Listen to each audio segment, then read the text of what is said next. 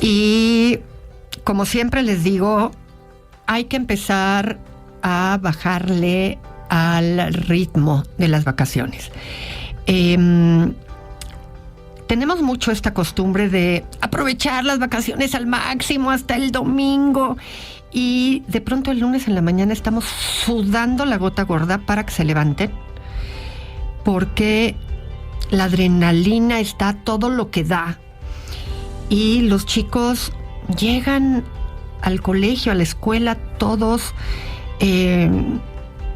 llenos de una gran excitación, cuesta trabajo levantarlos, hay conflictos desde el primer día. Miren, si estas fueran las únicas vacaciones de su vida, pues entendemos tratar de llevar las vacaciones hasta el límite.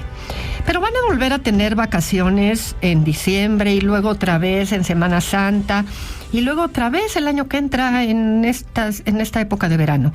Así es que empieza desde hoy por la tarde-noche a bajar el ritmo, a empezar a llevarlos a la cama un poco más temprano, de manera que se empiece a regular el horario de sueño, porque si no, de lo contrario, no vas a poder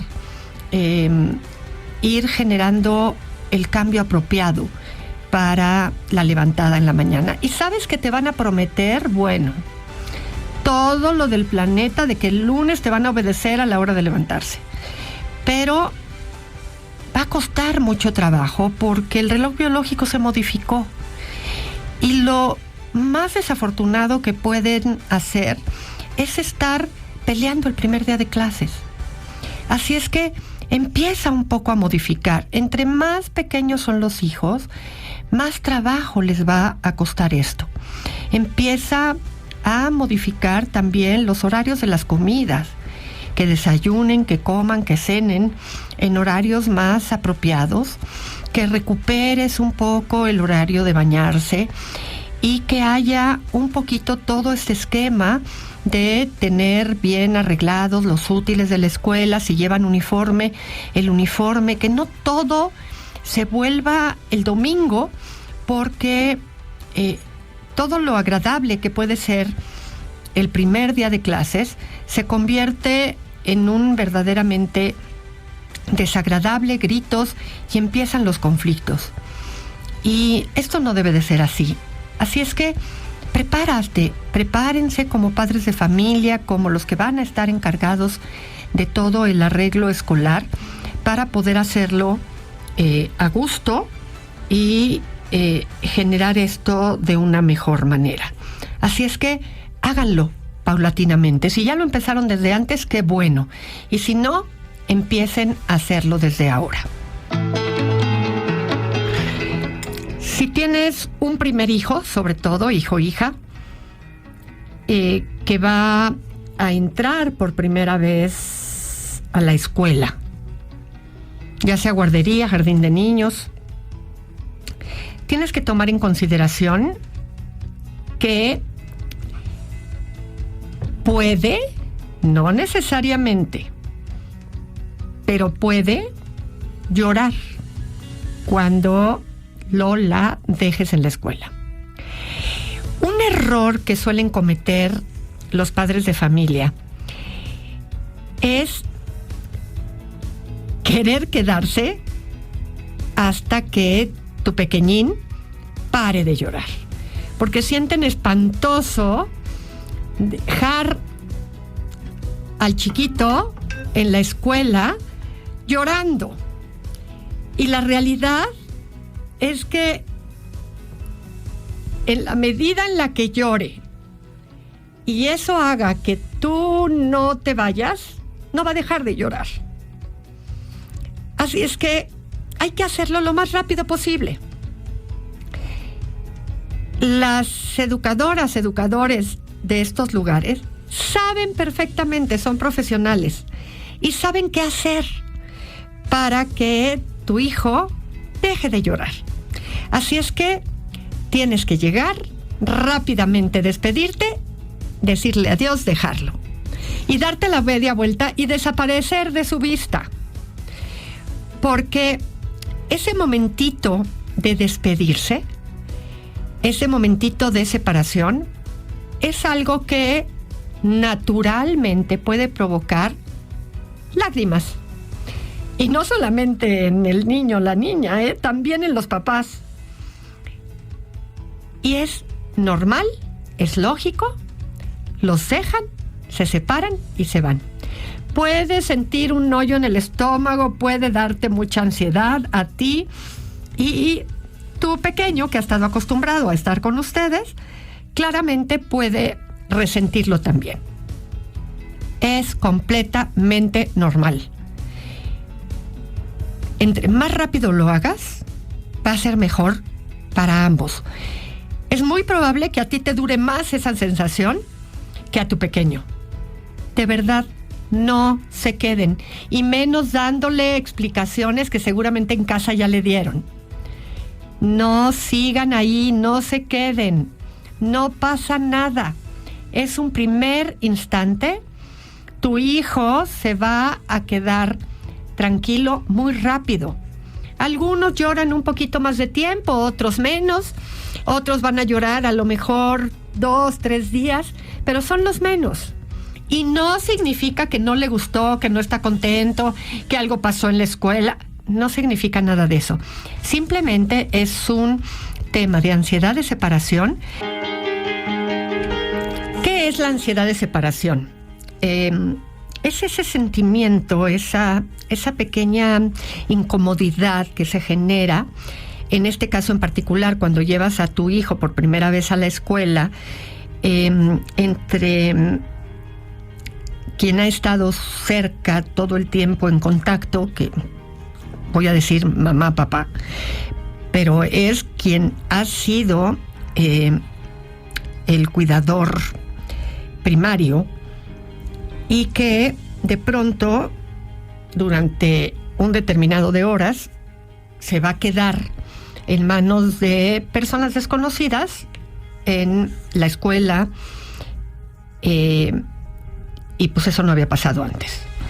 Y entonces tanto mamá, papá se separan, lo dejan con alguien que es, pues para este pequeñín, un desconocido, y pues se genera esta inquietud en ambos y suscita llanto. Se va a ir haciendo más ligera hasta prácticamente desaparecer en la medida que se van repitiendo los días, y tanto el adulto como los niños van descubriendo que se despiden, se quedan, y después mamá regresa, recoge. Y que todos los días pasa lo mismo. Y que en ese ambiente ellos están seguros, contentos, hay otros niños y hay una dinámica parecida todos los días. Pero sobre todo que al final de esa mañana llegan, los recogen y no fueron abandonados. Se pierde esa ansiedad y empiezan a llegar a decir adiós, sonríen, se despiden, y ese nuevo adulto se vuelve alguien de confianza. Esa es la ansiedad de separación. A lo largo de la vida la vamos a tener frente a muchas otras circunstancias. Los niños van aprendiendo, los adultos también vamos aprendiendo, porque la ansiedad de separación no desaparece de nuestra vida. La vamos a tener siempre, y la vamos a ir controlando ante las diferentes circunstancias. Si yo tengo una pareja que siempre llega entre 7 y 8, 6 y 7 de la tarde de trabajar, y de repente pasa esa hora y empieza a no llegar y no mandar ningún mensaje o ninguna llamada de aviso, me voy a empezar a inquietar un poco. Y me voy a decir pensamientos que me digan: ay, a lo mejor hay mucho tráfico, a lo mejor se quedó sin pila en el teléfono, a lo mejor, y en la medida en la que empiece a pasar el tiempo me voy a inquietar más. Esa es la ansiedad de separación, y se tranquiliza cuando llega. Se tranquiliza cuando me habla y me dice qué es lo que está pasando, que explique su llegada más tarde. Si me asaltan, voy a empezar a tener una sensación de inquietud la siguiente vez que ando en la calle, y se va a ir tranquilizando una vez que vuelvo a recuperar la tranquilidad y la seguridad de que no me vuelven a asaltar. Todas esas sensaciones de pérdida de alguien que ha sido emocionalmente significativo, cuando hay algo que en lo cotidiano cambia, voy a volverme a sentir inquieto o inquieta. Eso genera que la ansiedad de separación vuelva a reaparecer en algunos momentos de nuestra vida hasta que se recupera la vida cotidiana y volvemos a ganar tranquilidad. Así es que en esa separación de las figuras de apego en la infancia, cuando yo vuelvo a recuperar y a regresar a la vida de mi hijo, se puede generar un poquito hasta que el niño sabe que mamá, papá regresan y me recogen. Así es que eso va a empezar a suceder en los primeros días de clases y por eso llora. Nos inquietamos, regresamos, nos encontramos otra vez y el tema recupera tranquilidad y para el niño la escuela se vuelve un espacio seguro, cómodo y ya nos reciben, se alejan de nosotros con gusto, regresamos y nos reciben con gusto otra vez y nos platican qué fue lo que pasó. Así es que tranquilos, si están ansiosos de aquí al lunes y el lunes se da ese momento, va a suceder, no es razón para que no vayan a la escuela, no es razón para que el martes, el miércoles no quieran ir a la escuela, los vamos a seguir llevando y cada niño puede tener un reloj distinto de cuando ya no se va a quedar llorando y nosotros no tenemos que vacilar ante ese llanto. Una de las situaciones que pocas familias hacen es sensibilizar a sus hijos para que pongan ojos en los chicos nuevos que entran a sus salones. Evidentemente solo somos conscientes de eso cuando un hijo nuestro cambió de escuela y pues pensamos ojalá que le vaya bien, ojalá que los amigos los reciban, ojalá que los chavos pues sean amigables con ellos, les faciliten el ingreso. Pero normalmente cuando pues nuestros hijos están en el mismo colegio de siempre,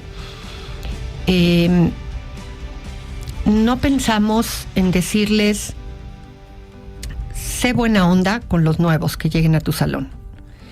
Porque siempre hay 1, 2 o 3 que a lo mejor se incorporaron al colegio, a la escuela, en tercero, en quinto, en un momento de algún ciclo escolar que no es pues la entrada a la primaria, la entrada de todos a la secundaria, ¿no? Y no nos tomamos la molestia de decirle sé empático.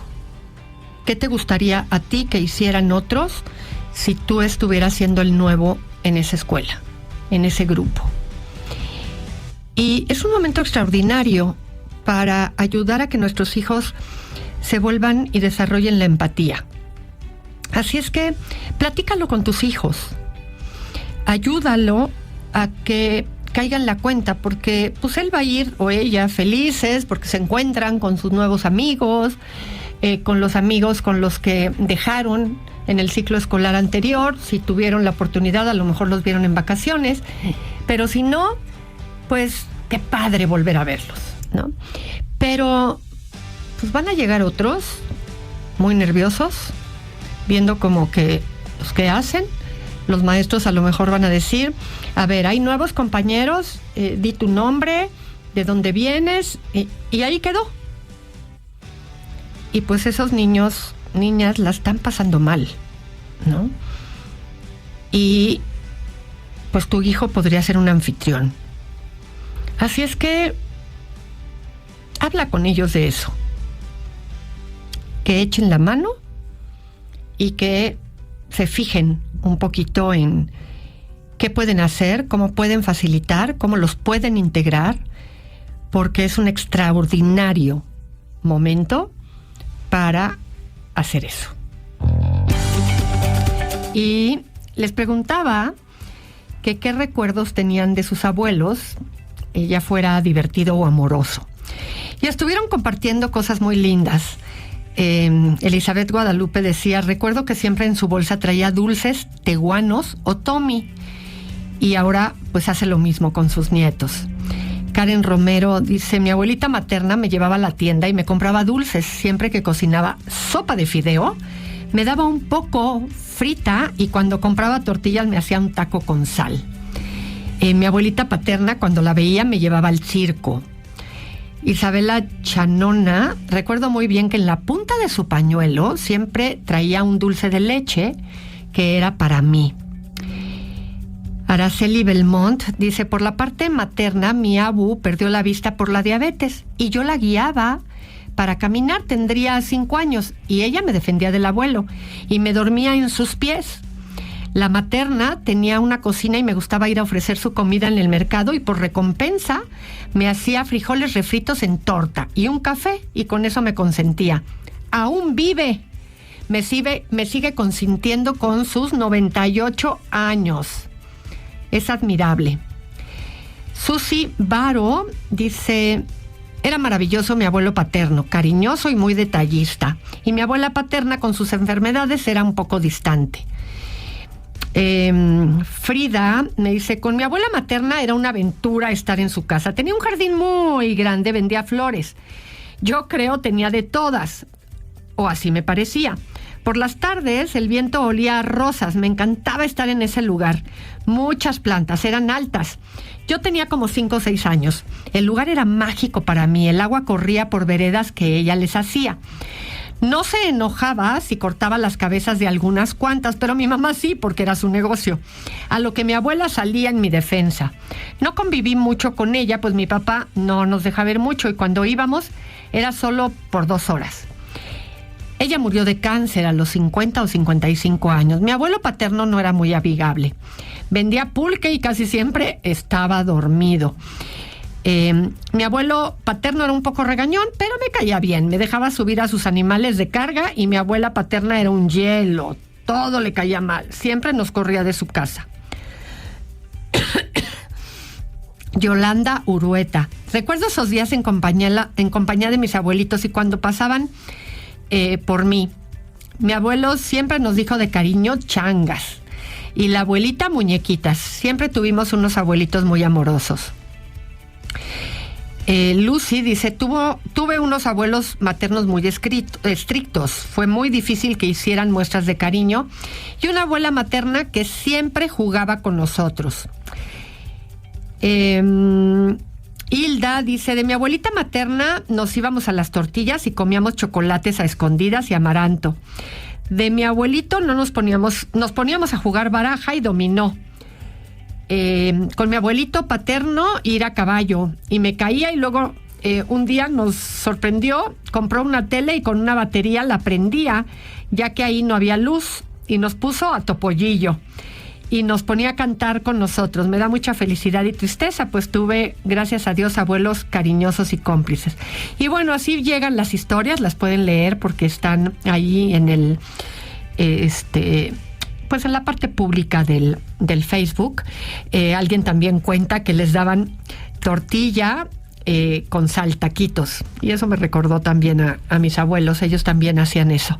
En fin, hay historias de todo. Bueno, pues llegó el momento de desearles coman rico, disfruten, y nos escuchamos aquí. Hasta entonces.